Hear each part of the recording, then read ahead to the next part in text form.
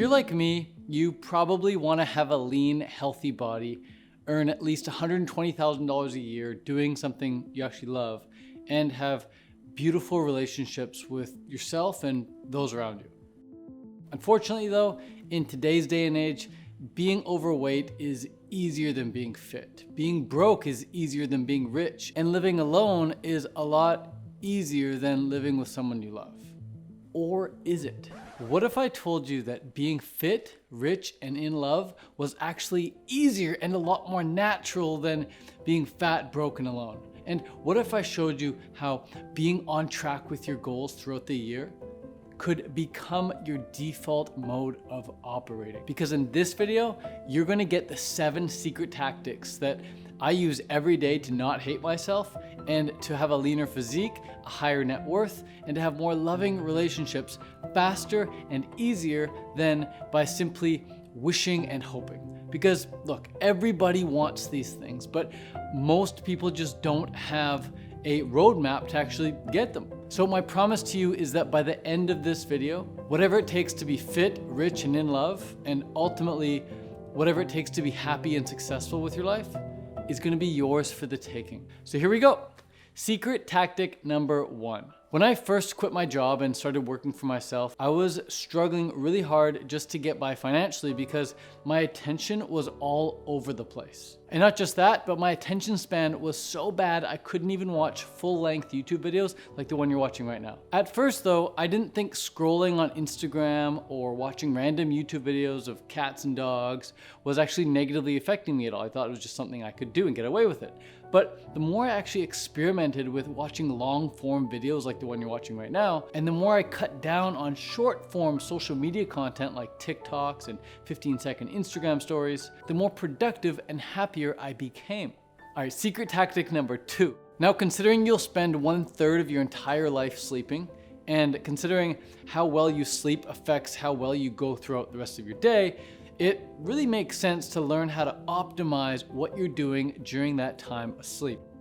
So to optimize your sleep, the 2 things I found to be most helpful and most often overlooked were just to go to bed at the same time every night and to keep my lights off in the evening. Because if you think about it, it's basically impossible not to get super sleepy when you have the lights off and it's around the same time that you go to bed every night. It's just your body gets into that habit, the circadian rhythm kicks in, and it's just bam, you're asleep. And if you want to know what I use to track my sleep, I use this amazing device called an Oura Ring. If you're interested in getting one, check out the link in the description. This is what mine looks like. All right, secret tactic number 3. Like 99% of all the other Canadians out there, I used to eat whatever was in front of me, and I thought food was just food, and it didn't really matter where it came from or what was in it. It's just food.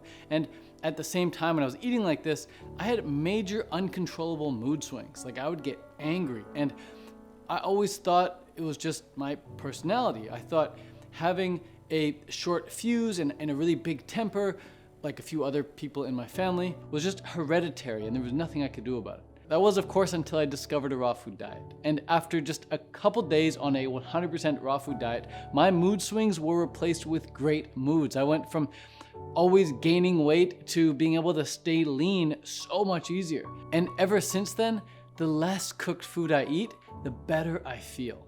Pure and simple. Nowadays, I make sure to get at least 75% of my calories from raw foods like fruit. Lately, like for the past few months, my diet has primarily been made up of big fruit smoothie around noon, pretty much just mangoes, and then more fruit in the evening like avocado with some sprouted tofu to finish it off. All right, secret tactic number 4. Growing up, I always thought of myself as a lazy individual. I mean, I was even called lazy by people in my family. I thought because I was lazy, I would always be broke. In fact, I had several 9-to-5 jobs growing up, and although I'm not proud to say it, I was definitely the worst employee at all of my places of employment. Like, you would not have wanted to hire me. But my relationship with work changed completely when I began to actually coach people, aka something I actually love doing. And in an instant, I went from being lazy to highly energetic and enthusiastic. For the first time in my life, I was actually doing something I love doing. And now when I'm coaching people, I feel like my life purpose is activated. And I believe the feeling of laziness is just the feeling you get when you don't want to do what you don't want to do, and there's nothing wrong with that. If, of course, you're feeling lazy all the time, then you gotta sort that out. You gotta find out what you really want to do and you gotta do it. But if you're feeling lazy, it's just a sign from your body saying, hey, you don't want to do that, and there's probably something else you're better off doing. Because the least lazy people I know are the people who do what they love. They're the most energetic, they're the most enthusiastic, and they typically get paid the most because they're really good at what they do. And the reason they're good at what they do is because they do it a lot, and the only reason they do it a lot is because they love doing it. Now, if you want to be a coach and help people for a living and make it your full-time income source, but you don't have any experience yet and you have no idea what you could even offer or where to find clients, just go ahead and give this video a thumbs up and then comment help down below to learn step by step how I did it from scratch and how you can do it from scratch as well, and really how you can set up your entire business in less than 2 days with something called Business in a Weekend. I'll hook you up with that. Just comment help down below. All right, secret tactic number 5. If there's one thing, that's 2 right here, but if there's one thing that's more fulfilling to me than helping people, it's creating something that I'm very proud of that I know will help a lot of people. Maybe it's because as humans, we are creators and we're meant to create things. So when we do create things, we get this internal reward for doing it. And on the other hand, when we don't express ourselves creatively, we just suppress. And since suppression leads to depression and depression leads to disease, perhaps expression is really our savior. Now for me, when I'm writing or video editing, I often get in a flow state and it feels totally blissful. I'm not sure what you love to do for creativity, but I know you love to do something. And if you haven't tried video editing before or making your own YouTube videos like this one, I highly, highly suggest it.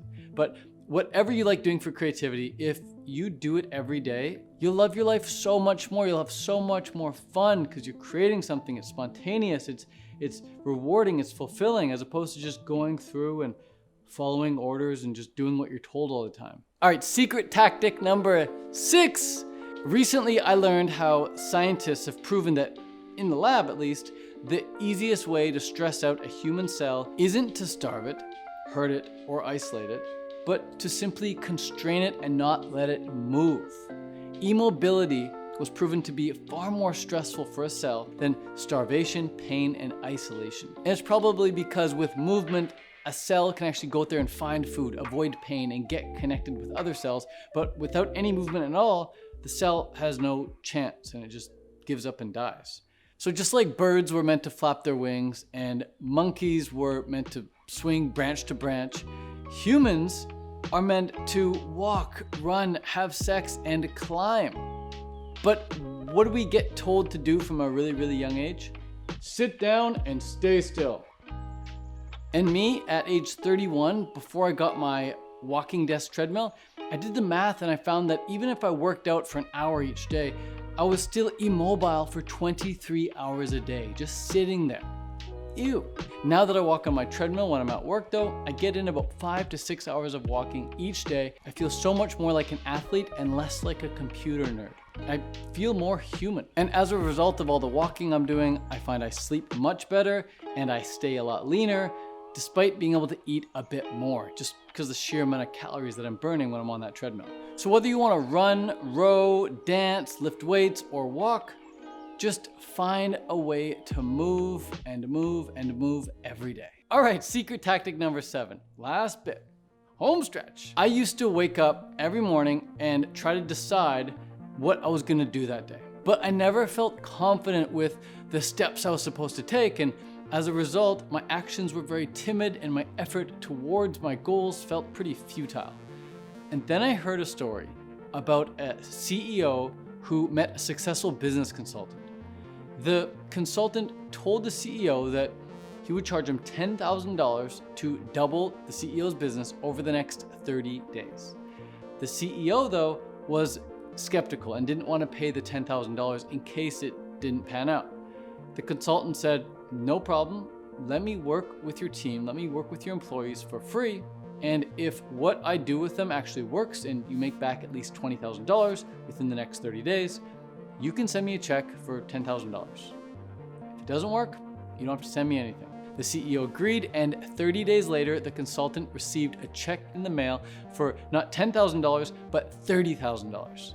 The CEO was so happy with the results that he was getting with his team now, he asked the consultant, "What did you do with my employees? What did you say to them?" And the consultant said, "I just told them to get ready for bed at night by writing out the 5 most important tasks they had to do the following day, and then to order them from most important to least important. And then upon arriving to the office, to do those tasks in order, from first to last. And do not move on to the second task until the first thing on the list has been completed." Now, after hearing that story, I started doing the same thing. I now plan tomorrow today by writing on a notepad each night when I get into bed, and then in the morning I transfer what I've written on paper over to my Google Tasks app, and then I order them from most important to least important, and I go ahead and just check them off one at a time. And as a result of this simple habit, I'm now completely out of debt, which sounds crazy to say because I was in debt for so long, and I make on average $1,000 a day, which is about $30,000 a month, from doing something I actually love. Being able to spend my days doing something I love, like making videos like this one. Now, if you want my exact daily to-do list that I follow every morning and every evening to run my $30,000 a month business, so you can get some cool ideas for what you can do yourself to get to that level, just type to-do list down below and I'll have someone from my team reach out and hook you up with that to-do list. Okay, well that's it, fam. Love you lots, and congrats. You passed the attention test and are now ready to crush it with whatever you set your beautiful mind to. And remember, don't just watch this video and move on like a mainstream sheep would do. Actually, click one of the links in the description to carry on the journey. Keep the momentum, keep the good vibes going, and crush it with whatever you set your mind to. Let's go.